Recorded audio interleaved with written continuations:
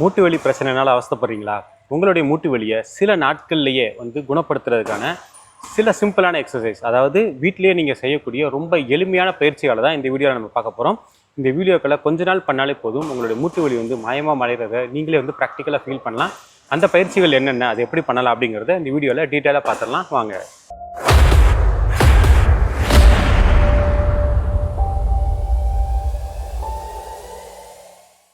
பொதுவாக நமக்கு ஒரு மூட்டு வலி வருது அப்படின்னா அதுக்கான காரணம் நம்ம எல்லாருமே இந்த மூட்டு தான் அப்படின்னு நினைக்கிறோம். ஆனால் இந்த வலி வர்றதுக்கான முக்கியமான காரணம் நம்மளுடைய பாதத்தில் ஆரம்பித்து நம்மளுடைய இடுப்பு வரைக்கும் இருக்குது. ஸோ நம்மளுடைய வாக்கிங் பாஸ்டர் சரியாக இல்லாட்டினாலும், ப்ளஸ் நம்மளுடைய ஹிப்ஸ் கொஞ்சம் டில்ட்டடாக, அது பாஸ்டர் ஸ்ட்ரைட்டாக இல்லாட்டினாலும் நமக்கு மூட்டு வலி பிரச்சனை வரலாம். ஸோ இன்றைக்கி நம்ம பண்ணக்கூடிய ஒர்க் அவுட்ஸில் இந்த எல்லா மசில்ஸையும் நம்ம, அதாவது இந்த எல்லா ஜாயிண்ட்டையும் நம்ம கரெக்ட் பண்ண போகிறோம். இதில் இன்னொரு முக்கியமான விஷயம் என்ன அப்படின்னு கேட்டிங்கன்னா, நம்மளுடைய மூட்டை சுற்றி இருக்கக்கூடிய, மூட்டுன்னு மட்டும் கிடையாது, எந்த ஒரு இடத்துலையுமே அந்த ஜாயிண்ட்டை சுற்றி இருக்கக்கூடிய மசில்ஸை நம்ம எந்த அளவுக்கு ஸ்ட்ரெங்தன் பண்ணுறோமோ அந்த அளவுக்கு அந்த ஜாயிண்ட் ஸ்ட்ராங்காக இருக்கும். ப்ளஸ் அதுலேருந்து வரக்கூடிய வலியும் கம்மியாகும்.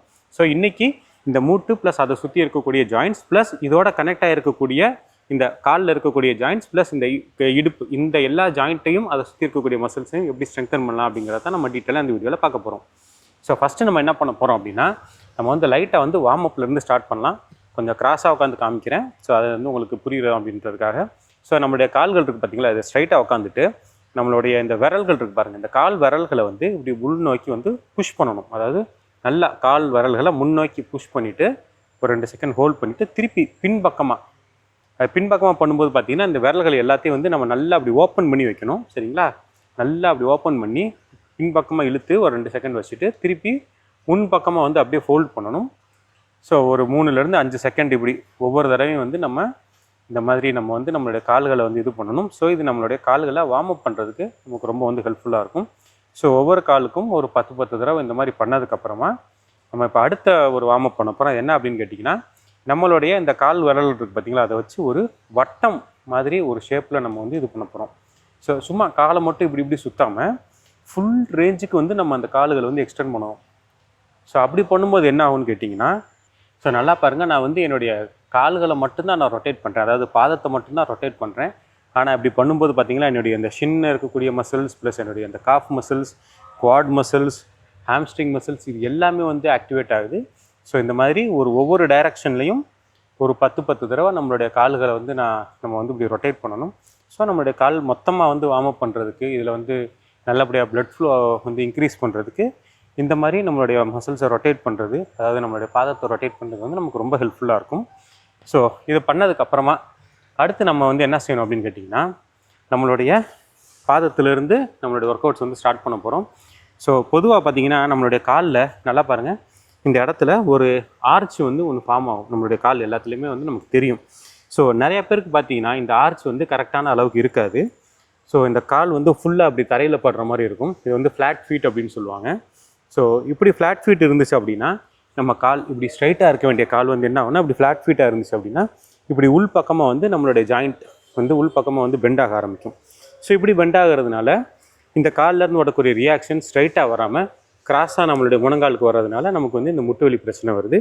ஸோ நம்மளுடைய இந்த ஆங்கிள் ஜாயிண்ட் எந்த அளவுக்கு இப்படி உள்ளே பெண்ட் ஆகாமல் ஸ்ட்ரைட்டாக இருக்குதோ அந்த அளவுக்கு பார்த்திங்கன்னா நம்மளுடைய முட்டுக்கு வரக்கூடிய அடிஷ்னலான லோட்ஸ் கம்மியாகும். இதனாலே பார்த்திங்கன்னா நம்ம முட்டு ஸ்ட்ராங்காக இருக்கும். ஸோ அதை பண்ணுறதுக்கு நம்ம என்ன செய்ய போகிறோம் அப்படின்னு கேட்டிங்கன்னா, கால்களை இப்படி மடக்கி வச்சுக்கிட்டு நல்லா பாருங்கள், நம்மளுடைய இப்போ நான் பாருங்கள், நான் சும்மா வைக்கிறேன், என்னுடைய கால் இந்த இப்போ ஃப்ளாட் ஃபீட் மாதிரி இருக்கா. இப்போ இதுவே நான் என்ன செய்ய போகிறேன் அப்படின்னா, என்னுடைய இந்த பாதத்தில் இருக்கக்கூடிய விரல்கள் இருக்குது பாருங்களா, இந்த விரலை உள் நோக்கி இப்படி நான் பெண்ட் பண்ணுறேன். நல்லா பாருங்கள், இப்படி நான் பெண்ட் பண்ணும்போது இந்த இடத்துல ஒரு ஆர்ச் ஃபார்ம் ஆகுது பாருங்கள். நான் சைடில் உட்காந்து காமிக்கிறேன். இப்போ நான் சும்மா வைக்கிறேன், என்னுடைய காலில் இந்த இடத்துல ஆர்ச் ஃபார்ம் ஆகலை. ஆனால் இதுவே என்னுடைய கால் விரல்களை விரித்து அதை உள் பக்கமாக நான் இழுக்கும்போது நல்லா பாருங்கள், இப்படி ஒரு ஆர்ச் ஃபார்ம் ஆகுது பார்த்தீங்களா. இப்படி இழுத்து இந்த மாதிரி ஒரு ஆர்ச்சை ஃபார்ம் பண்ணி ஒரு 10 செகண்ட் நம்ம இந்த மாதிரி ஹோல்ட் பண்ணணும். இப்படி ஹோல்ட் பண்ணும்போது பார்த்திங்கன்னா இந்த காலில் இந்த இடத்துல இருக்கக்கூடிய மசில்ஸ், இதை பிளான்டார் ஃபேஷியா மசில் அப்படின்னு சொல்லுவாங்க. இந்த மசில் எல்லாமே பெயின் வரும். ஸோ இப்படி பெயின் வருது அப்படின்னாலே நம்மளுடைய இந்த காலில் இருக்கக்கூடிய மசில்ஸ் ஆக்டிவேட் ஆகி நம்ம கால் இந்த ஆர்ச் ஃபார்ம் ஆகிறதுக்கு இது ரொம்ப ஹெல்ப்ஃபுல்லாக இருக்கும். இதோடு சேர்ந்து நம்மளுடைய இந்த ஆங்கிள் ஜாயிண்ட்டுமே ஸ்ட்ரெங்தன் ஆக ஆரம்பிக்கும். ஸோ இதனால் பார்த்திங்கன்னா நம்மளுடைய இந்த பாதத்திலேருந்து நம்மளுடைய காலோட பாஸ்டர் வந்து ஸ்ட்ரைட் பண்ணுறதுக்கு இந்த மாதிரி சிம்பிளான ஒர்க் அவுட் வந்து நமக்கு ரொம்ப ஹெல்ப்ஃபுல்லாக இருக்கும். ஒவ்வொரு காலுக்கும் 10 தடவை இந்த ஒர்க் அவுட் வந்து பண்ணுங்கள். நான் வந்து சும்மா ஒரு தடவை மட்டும் செஞ்சு காமிக்கிறேன். ஃபுல் லெங்க்த்துக்கு செஞ்சு காமிச்சோம் அப்படின்னா வீடியோட லெங்க் வந்து ஜாஸ்தியாகிடும். ஸோ நீங்கள் வந்து ஒவ்வொரு காலுக்கும் டைம் எடுத்து ஒரு தடவை ஹோல்டு பண்ணுறதை 10 செகண்ட் ஹோல்ட் பண்ணுங்கள், அப்புறமா ரிலாக்ஸ் பண்ணுங்கள். இதே மாதிரி 10 தடவை ஒவ்வொரு காலுக்கும் பண்ணுங்கள். ஸோ அடுத்தது நம்ம பண்ண போகிறது என்னன்னு கேட்டிங்கன்னா, நம்மளுடைய இந்த காஃப் மசில்ஸ், அதாவது நம்மளுடைய இந்த நீ ஜாயிண்ட்டை சுற்றி இருக்கக்கூடிய மசில்ஸ் எல்லாத்தையுமே வந்து நம்ம ஸ்ட்ரெங்தன் பண்ண போகிறோம். அதுக்கு என்ன செய்யணும் அப்படின்னு கேட்டிங்கன்னா, இந்த மாதிரி ஸ்ட்ரைட்டாக உட்காந்துக்கோங்க. முதுகு முடிஞ்ச வரைக்கும் ஸ்ட்ரைட்டாக இருக்கிற மாதிரி பார்த்துக்கோங்க. சப்போர்ட்டுக்கு தேவைன்னா கையை கூட இப்படி பின்னாடி வச்சுக்கலாம். இது வச்சுட்டு என்ன செய்யணும்னா, நம்மளுடைய இந்த பாதம் இருக்குது பார்த்தீங்களா, இந்த பாதத்தை வெளி நோக்கி வந்து இப்படி புஷ் பண்ணணும். நல்லா பாருங்கள், உங்களால் எவ்வளோ முடியுதோ அவ்வளோக்கு புஷ் பண்ணுங்கள். புஷ் பண்ணிவிட்டு ஒரு 10 செகண்ட் வந்து இந்த மாதிரி நம்ம வந்து ஹோல்ட் பண்ணணும். இப்படி நம்ம புஷ் பண்ணும்போது நம்ம வந்து எக்ஸைல் பண்ணணும், சரிங்களா? 10 செகண்ட் முடிஞ்சதுக்கப்புறம் திருப்பி வந்து நம்ம உள் நோக்கி நம்மளுடைய பாதத்தை வந்து இப்படி இழுக்கணும். எந்த அளவுக்கு பாதம் உள் நோக்கி, அதாவது நம்மளுடைய விரல்கள் வந்து நம்மளை நோக்கி வருதோ, நம்ம செஸ்ட் நோக்கி வருதோ அந்த அளவுக்கு நல்லது. நல்லா பாருங்கள், என்னுடைய காஃப் மசில்ஸ் ப்ளஸ் என்னுடைய இந்த ஷின் மசில்ஸ் இது எல்லாமே வந்து நல்லா எங்கேஜ் ஆகிறத உங்களாலே வந்து ப்ராக்டிக்கலாக பார்க்க முடியும். ஸோ இந்த பக்கம் ஒரு 10 செகண்ட் முடிஞ்சதுக்கப்புறம் திருப்பி ஆப்போசிட் சைடில் எக்ஸைல் பண்ணிவிட்டு ஒரு 10 செகண்ட் வந்து இந்த பொசிஷனில் வச்சு நல்லா முடிஞ்ச வரைக்கும் இந்த காலை எந்த அளவுக்கு ஃப்ரண்ட்டில் ஸ்ட்ரெச் பண்ண முடியுமோ அந்த அளவுக்கு ஸ்ட்ரெச் பண்ணுங்கள். 10 செகண்ட் முடிஞ்சதுக்கப்புறம் திருப்பி வந்து நல்லா உள்நோக்கி வந்து இதை வந்து இழுக்கணும். நல்லா இழுக்க பார்த்தீங்கன்னா நம்மளுடைய இந்த காலை சுற்றி இருக்கிற மசில்ஸ் எல்லாமே வந்து நல்லபடியாக ஸ்ட்ரெங்தன் ஆகிறது வந்து நீங்களே நல்லா ஃபீல் பண்ணலாம். ஸோ ஒவ்வொரு காலுக்கும் 10 அதாவது ஒவ்வொரு பொசிஷன்லேயும் 10 செகண்ட் நம்ம வைக்கணும். ஸோ ஒவ்வொரு காலுக்கும் 10 தடவை வந்து இந்த ஒர்க் அவுட் வந்து நீங்கள் ரிப்பீட் பண்ணுங்கள். அதுக்கப்புறமா நம்ம என்ன செய்ய போகிறோம் அப்படின்னு கேட்டிங்கன்னா, நம்மளுடைய இந்த குவாட் மசில்ஸ் இருக்குது பார்த்தீங்களா, இந்த மசில்ஸை ஸ்ட்ரெங்தன் பண்ணுறதுக்கான ஒர்க் அவுட்ஸ் வந்து நம்ம பண்ண போகிறோம். குவாட் அப்படின்னாலே வந்து 4 அப்படின்னு அர்த்தம். ஸோ இங்கே வந்து 4 மசில்ஸ் சேர்ந்து இருக்கிறதுனால குவாட் மசில்ஸ் சொல்கிறாங்க. ஸோ இந்த மசில்ஸ் எல்லாத்தையுமே நம்ம ஸ்ட்ரெங்தன் பண்ணோம் அப்படின்னா நம்ம இந்த ஜாயிண்ட் வந்து பயங்கரமாக ஸ்ட்ராங் ஆயிரும். ஸோ வலி வரதுலேருந்து ஹெல்ப் பண்ணுறதுக்கு ரொம்ப ஹெல்ப்ஃபுல்லாக இருக்கும். ஸோ ஃபஸ்ட்டு நம்ம பண்ணக்கூடிய ஒர்க் அவுட்ஸ் என்ன அப்படின்னு கேட்டிங்கன்னா, இந்த மாதிரி கையை பின்னாடி சப்போர்ட்டுக்கு வச்சுக்கிட்டு நம்மளுடைய காலை வந்து இப்படி ஃப்ரண்ட்டில் தூக்கணும். அதாவது முழங்கால் மடக்காமல் இப்படி ஃப்ரண்ட்டில் வந்து லிஃப்ட் பண்ணுங்கள். எவ்வளோ தூரம் முடியுதோ அந்தளவுக்கு லிஃப்ட் பண்ணுங்கள். எவ்வளோக்கு எவ்வளோ ஹைட் இன்க்ரீஸ் பண்ணுறீங்களோ அந்தளவுக்கு நல்லது. ஸோ எடுத்தோடனே இவ்வளோ ஹைட் வரல அப்படின்னா எவ்வளோ முடியுதோ அந்தளவுக்கு லிஃப்ட் பண்ணிவிட்டு ஒரு 5 செகண்ட் அதில் வச்சோம் 10 செகண்ட் ஹோல்ட் பண்ணிவிட்டு திருப்பி கீழே இறக்கிடுங்க. ஸோ இதில் லிஃப்ட் பண்ணுறத விட இதில் இறக்குறதா ரொம்ப முக்கியம். இது லிஃப்ட் பண்ணிவிட்டு இப்படி டம்முன்னு வந்து காலை கீழே போட்டுறக்கூடாது. பொறுமையாக வந்து நம்மளுடைய காலை வந்து கீழே இறக்கணும். ஸோ இந்த காலை கீழே இருக்கிறதுக்கப்புறம் அப்புறம் ஆப்போசிட்டில் காலையும் அதே மாதிரி எவ்வளோ தூரம் லிஃப்ட் பண்ண முடியுதோ அந்த அளவுக்கு நல்லது. ஃபுல்லாக லிஃப்ட் பண்ணிங்க அப்படின்னா இன்னும் ரொம்பவே நல்லது. பட் இந்தளவுக்கு கஷ்டமாக இருந்துச்சு அப்படின்னா எவ்வளோ தூரம் முடியுதோ அந்தளவுக்கு லிஃப்ட் பண்ணிவிட்டு ஒரு 10 செகண்ட் ஹோல்ட் பண்ணிவிட்டு திருப்பி காலை கீழே இருக்குங்க. ஒவ்வொரு காலுக்கும் 10 தடவை இந்த ஒர்க் அவுட்டை வந்து நீங்கள் ரிப்பீட் பண்ணுங்கள். அடுத்ததாக நம்ம என்ன செய்ய போகிறோம் அப்படின்னு கேட்டிங்கன்னா, நம்மளுடைய காலை இப்படி பெண்ட் பண்ணி வச்சுக்கிட்டு நம்மளுடைய கை விரல்கள் இருக்குது பார்த்தீங்களா, இதை ஒன்றோட ஒன்று இப்படி இன்டர்லாக் பண்ணணும். நம்ம தொடைக்கு அடியில் வச்சு, அதாவது நடு தொடையில் நம்மளுடைய கைகளை இப்படி இன்டர்லாக் பண்ணி இந்த மாதிரி பொசிஷனில் வச்சுக்கோங்க. வச்சுட்டு இப்போ நம்ம என்ன செய்ய போகிறோம் அப்படின்னா, இதுக்கு முன்னாடி காலை லிஃப்ட் பண்ண பாருங்கள், அதே மாதிரி இப்போ நம்மளுடைய காலை வந்து நம்ம லிஃப்ட் பண்ணுறோம். ஸோ முதல்ல பண்ணதை விட இந்த ஒர்க் அவுட் வந்து இன்னும் எஃபெக்டிவாக இருக்கும். நம்மளுடைய தொடை மசில்ஸ் வந்து டார்கெட் பண்ணுறதுக்கு இந்த ஒர்க் அவுட் வந்து ரொம்ப ஹெல்ப்ஃபுல்லாக இருக்கும்.